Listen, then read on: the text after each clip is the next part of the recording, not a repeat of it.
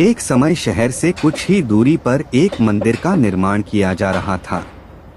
मंदिर में लकड़ी का काम बहुत था, इसलिए लकड़ी चीरने वाले बहुत से मजदूर काम पर लगे हुए थे।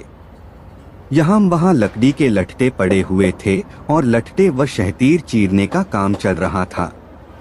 सारे मजदूरों को दोपहर का भोजन करने के लिए शहर जाना पड़ता था, इसलिए दोपहर के समय 1 घंटे तक वहाँ कोई नहीं होता था।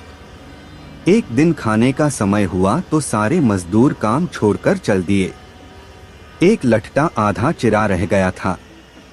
आधे चिरे लट्ठे में मजदूर लकड़ी का कीला फंसाकर चले गए। ऐसा करने से दोबारा आरी घुसाने में आसानी रहती है। तभी वहां बंदरों का एक दल उछलता कूदता आया। उनमें एक शरारती बंदर भी था जो बिना मतलब चीजों से छेड़छाड़ करता रहता था। पंगे लेना उसकी आदत थी। बंदरों के सरदार ने सबको वहां पड़ी चीजों से छेड़छाड़ न करने का आदेश दिया। सारे बंदर पेड़ों की ओर चल दिए, पर वह शैतान बंदर सबकी नजर बचाकर पीछे रह गया और लगा अड़ंगेबाजी करने। उसकी नजर अधचिरे लट्ठे पर पड़ी। बस वह उसी पर पिल पड़ा और बीच में अड़ाए गए कीले को देखने लगा। फिर उसने पास पड़ी आरी को देखा। उसे उठाकर लकड़ी पर रगड़ने लगा। उससे किर्रर किर्रर की आवाज निकलने लगी तो उसने गुस्से से आरी पटक दी। उन बंदरों की भाषा में किर्रर किर्रर का अर्थ निखट्टू था। वह दोबारा लट्ठे के बीच फंसे कीले को देखने लगा। उसके दिमाग में कौतूहल होने लगा कि इस कीले को लट्ठे के बीच में से निकाल दिया जाए तो क्या होगा। अब वह कीले को पकड़कर उसे बाहर निकालने के लिए जोर आजमाइश करने लगा।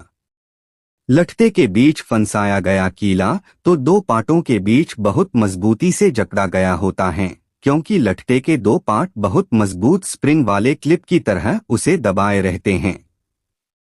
बंदर खूब जोर लगाकर उसे हिलाने की कोशिश करने लगा। कीला जोर लगाने पर हिलने व खिसकने लगा तो बंदर अपनी शक्ति पर खुश हो गया। वह और जोर से खौं-खौं करता कीला सरकाने लगा।